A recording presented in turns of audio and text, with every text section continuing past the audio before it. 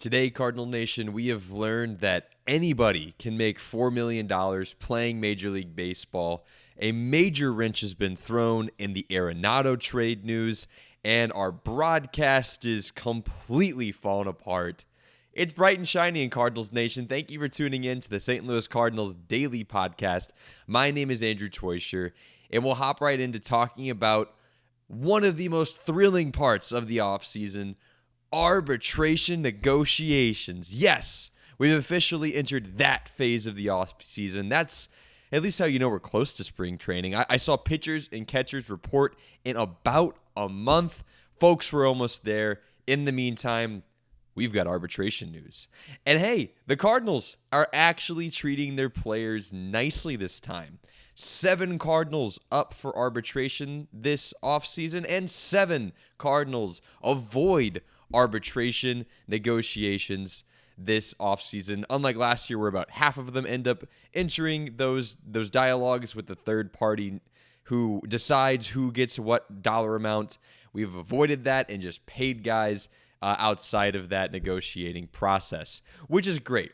If you guys don't know, arbitration is what a player can do once they've achieved enough of an MLB tenure, but not long enough to where they can actually hit free agency. It's a way for players to get paid more when they're younger and not have to wait completely till free agency, but teams don't have to pay them quite free agent dollars unless they want to in order to make them happy and keep them around. Usually you get a little bit above or a little bit below whatever you're projected. Usually guys don't make a ton. Tariq Skubal's making big news, wanting $30 million in arbitration negotiations because he's still eligible for his last year of that, asking for $30 million. I think I saw the records like 19.5 for a pitcher, so it never goes that high. Regardless, Cardinals players have dotted the line. Jojo Romero, Brendan Donovan, Matthew Liberatore, Lars Nootbaar, Nolan Gorman, Alec Burleson, and Andre Pallante found himself making $4 million this year in arbitration negotiations, which doesn't seem like a ton, but it's more than every other guy in that list other than Nootbaar, Donovan, and Romero. And he also got his salary doubled through this.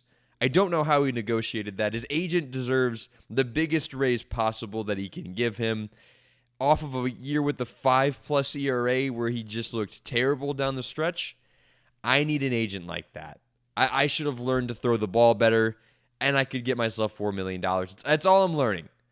I'm hoping Pallante comes out and shows he deserves that sort of raise, and it's still only $4 million. I'm not actually fretting about it.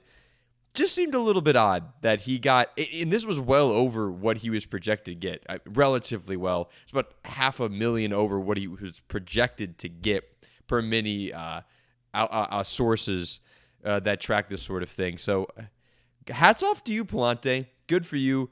Go out there and earn a spot in the rotation and keep it and be worth that money, please.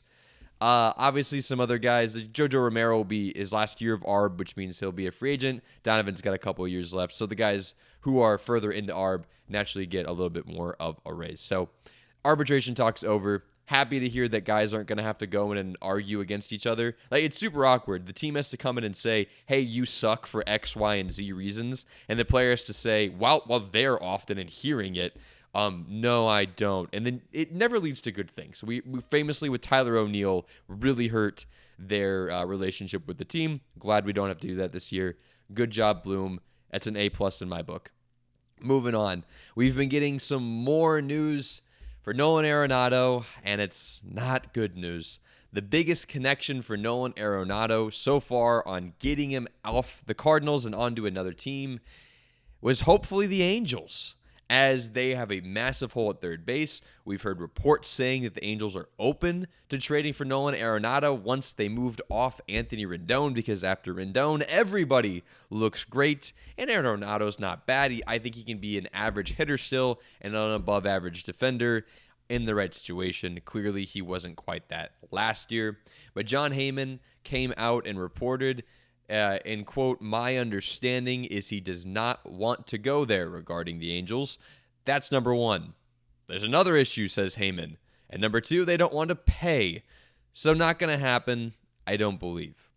This is directly contradictory to other reports saying that the Angels are open to it, are considering it, especially as an option after moving on from Rendon. So I'm not going to completely rule out a trade to the Angels, but clearly it was fair to speculate that Arenado might not want to go there, even though he's from the area. He still wants to compete. Nato, you should have taken a trade to the Astros. It probably is looking pretty good right now. We're just trying to find a spot for him. So other guys like John Denton have updated as well. John Denton of MLB.com. He came out and said he heard from a source that he would expect Nolan Arenado to be a spring training move sparked by injury. Right now, nobody's signing. I blame Boris, as I always can. A lot of these big-name free agents are not signing, aren't moving, and it's holding everything up for the B-C tier offseason acquisitions like Nolan Arenado, and it's just causing lots and lots of problems. We're not going to see Nada move for a little bit, if we might expect. We're still hearing he's not going to get cut. Bloom has doubled down on that. Denton says it'll probably be a little while. And he also says don't expect much in return, which I think we were, but Denton is quoted saying, the two deals we did earlier in the offseason, Gray and Contreras, the return isn't going to look like that at all. And we didn't get a haul or anything for Gray and Contreras. I thought it was nice returns, don't get me wrong. Don't expect MLB-ready contributors, or very good ones at that, for whatever we get for Nolan Arenado. It is purely to clear up some cash and mostly playing time. Derek Gould also mentioned recently in an article today that the Red Sox are a team that would make a ton of sense. He just thinks we're waiting on the Bregman news to break one way or another, which does make a ton of sense. So, hey, why not send another player to the Red Sox? Seems to be working for us so far. I'll take whatever we can get for Nolan Arenado. Just don't pay his entire salary, please, is all that I ask. A little bit more news updates. Mentioned by Derek Gould in the same article where he mentions Nolan Arenado is that Brendan Donovan's market still seems to be the same three teams leading it that we've heard about before, that being the Mariners, the Royals, and the Giants. This isn't news in that those are new teams, but it's news in that those teams are still heavily involved. As I've said before, there's a lot of guys still holding up the market. Guys like Bo Bichette, Ketel Marte still technically being out there. A couple teams might still be on Kyle Tucker, just as a hitter overall. So we're going to have to wait a second maybe on Donovan. But those three teams are still involved. I think it makes sense for the Rosenthal report that I mentioned last episode to come out saying that there's a bit of an issue in terms of value.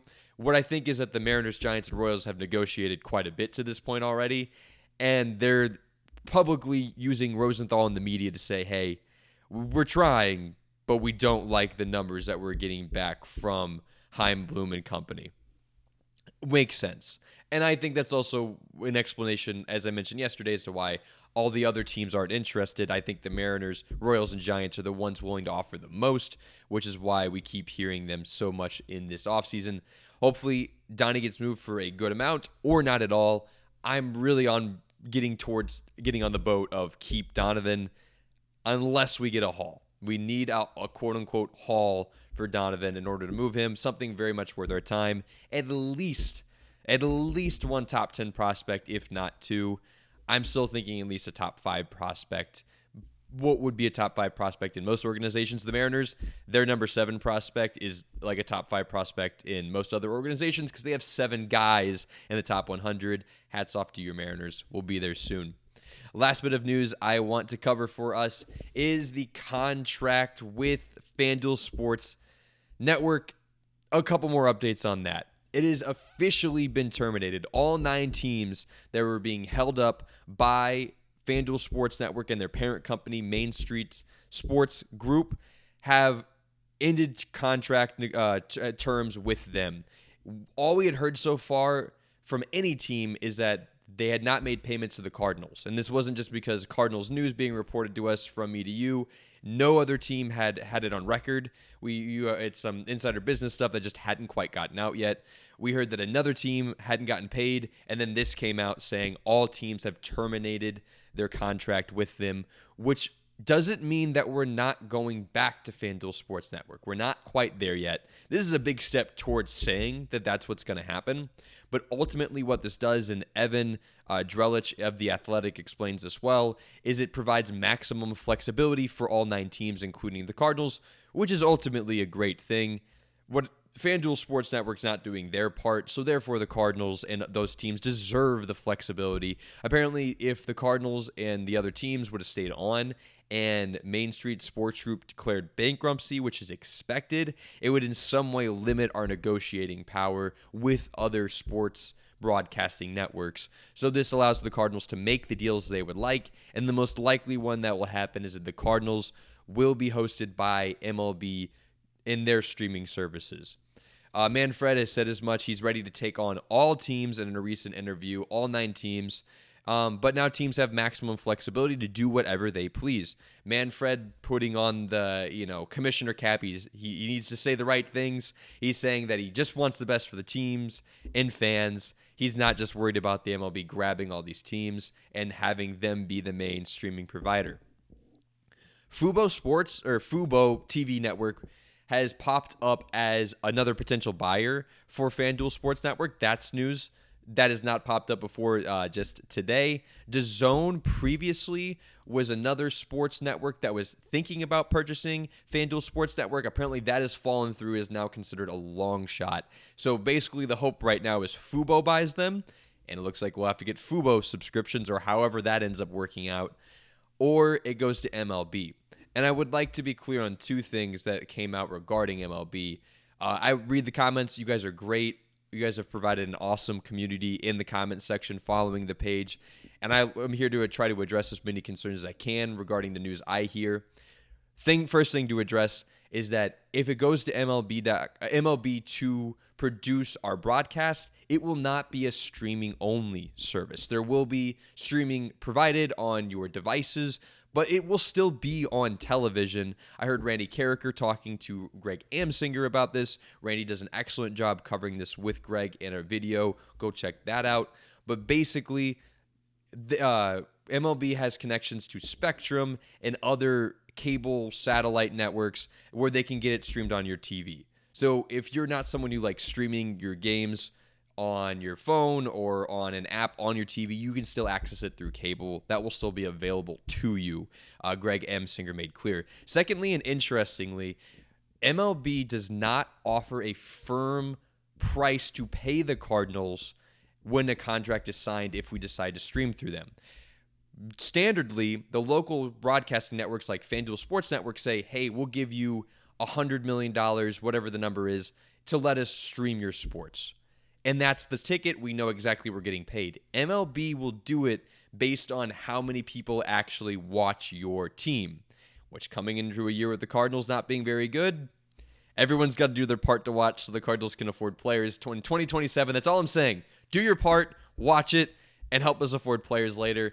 Obviously, I'm joking. If you don't want to watch because they stink, that is absolutely your right as a fan. I'm going to watch anyway because I got to cover your Redbirds every single day here on the St. Louis Cardinals Daily Podcast. Again, get in those comment sections, guys. Let me know what you think about the Nato news, the Donnie news, and who you want to be streaming the Cardinals next year. Because let's be honest, it doesn't impact the game on the field, but it definitely impacts our watching experience. And if it's going to be bad ball play on the field, I really hope at least the TV broadcast doesn't suck with it. I'll cover you guys every day. Thank you guys for tuning in. Again, get in those comment sections. Thanks for listening.